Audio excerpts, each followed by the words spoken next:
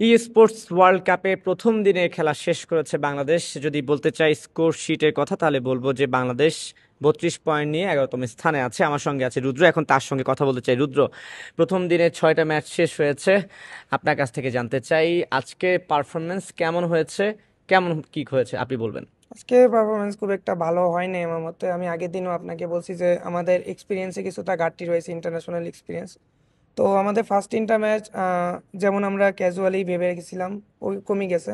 But পরের তিনটা match আমাদের প্ল্যান মাফিক যায় নাই। তো হুম হুম। ইনশাল্লাহ পরের দিন আমরা চেষ্টা করব যেন আমরা একটা কাম ব্যাক দিতে পারি এবং ফাইনালের জন্য ভালোভাবে অগ্রসর হতে পারি। আচ্ছা রুদ্র, ওই যে বলছিলেন না যে প্রথম 3টা ম্যাচ ভালো গিয়েছে এবং একটা ম্যাচে কিন্তু টপেও ছিলেন আপনারা, জি। আমি দেখেছিলাম। তারপরে হঠাৎ করে একটু মনে হয় ধস হলো, এই আহ, ধসটা কেন হলো? আরেকটা বিষয় হচ্ছে যে যে এক্সপিরিয়েন্স তারা অন্যান্য দলের সঙ্গে তো খেলেছেন, তাদের সঙ্গে জি। ঘাটতির কোন জায়গাগুলোতে মূলত মনে হচ্ছে যে আপনাদের দূরত্ব? সো বেসিক্যালি আমাদের যে ওয়েদারটা ওটা একটু বেশি কোল্ড টাইপের তো। ঠান্ডা বেশি জি, পড়েছে। অতিরিক্ত ঠান্ডা বৃষ্টি পড়ে না, বাট এসির যে এটা ওইটার তাপমাত্রা একটু বেশি লেস আর কি। তো আমাদের আর কি, আমরা যারা বাঙালি তারা তো নর্মাল টেম্পারেচারে থাকি 28-29, তো 16 ডিগ্রি টেম্পারেচার কিংবা 15-14 এই টাইপের টেম্পারেচারে হাত আর কি ফ্রিজ হওয়ায় আমাদের পারফরমেন্স খুব একটা উঠতে পারে নাই। আর সেকেন্ড যে জিনিসটা সেটা হচ্ছে, অনেকে মনে করবে যে এটা বাহানা টাইপের বলতেছি আমরা, বাট এটা ফেস করছি তাই বলতেছি। যেই আমাদের আর কি একটু ঘুমের কমতি রয়েছিল। আমরা স্লিপ সাইকেল আমাদের ঠিক ছিল না। অনেক লেট নাইট পর্যন্ত প্র্যাকটিস করছি আমরা, কজ আমাদের ফোন আমরা পাইছি আগের দিন রাত্রেবেলা, দ্যাটস আচ্ছা ওয়াই আচ্ছা। এক এক রাতের ভিতরে ফোন হাতের ভিতরে সেট করা লাগছে, দেন গেম খেলছি, তাই তার একটু মানে হচ্ছে সমস্যা যে ছিল। আসলে দুইটা পয়েন্ট আমরা এখানে দেখতে পাচ্ছি। একটা হচ্ছে বলছেন যে যেই ভেন্যুটাতে আপনারা খেলেছেন সেখানে তাপমাত্রা ছিল 16 ডিগ্রি সেলসিয়াস, অতিরিক্ত ঠান্ডায় হাত জমে গেছে, সেটা একটা ফ্যাক্ট ছিল। একটা ছিল যে নতুন ডিভাইস। আমি যদি আপনাকে বলতে চাই যে 16 ডিগ্রি তাপমাত্রা ভেন্যুতে কেন করা হলো, ব্যাপারে আপনার কাছে কি মনে হয়?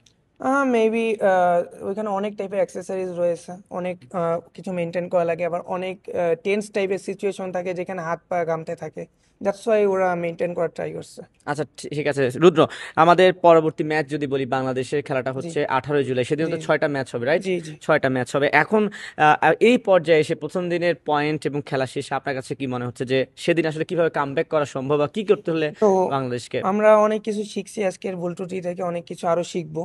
আর আমাদের 18 তারিখ পর্যন্ত যেহেতু রয়েছে, তো প্র্যাকটিসে আরো টাইম পাবো, রেস্টের টাইম পাবো। 17 তারিখে একদিন গ্যাপ আছে, তো ইনশাল্লাহ ভালো কিছু হবে। আপনারা আমাদের উপর ভরসা রাখবেন যেন আমরা ভালো কিছু করতে পারি, এটাই। আমরা আপনাদের উপর ভরসা রাখবো এবং আমরা চাই আপনারা আরো ভালো করেন, নিরাশ করতে চাই না। জি। জি। প্রথমবারের মতো ই স্পোর্টসের এত বড় একটা মঞ্চে যখন এন্ট্রি নিলেন, আসলে সেই শুরুর মুহূর্তটা যদি বলি যে আপনার কাছে কেমন লেগেছে যে আপনি স্পোর্টস থেকে না, আমরা বাংলাদেশের খুব প্রতিনিধি আমরা করছিলেন? খুব এনজয় করছি।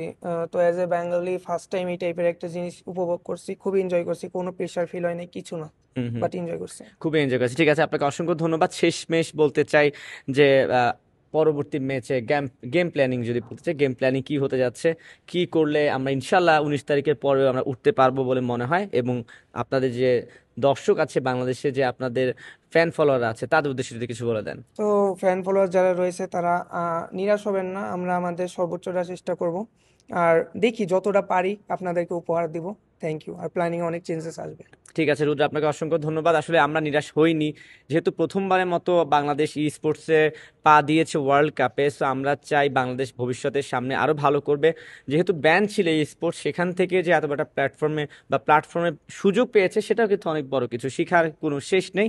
বাংলাদেশ শিখবে, সামনে আরো ভালো করবে, এই প্রত্যাশাই কিন্তু আমাদের রইল। রুদ্র, আপনাকে অসংখ্য ধন্যবাদ। আজকে ম্যাচ শেষে এখান থেকে আমার কাছে এই ছিল সর্বশেষ।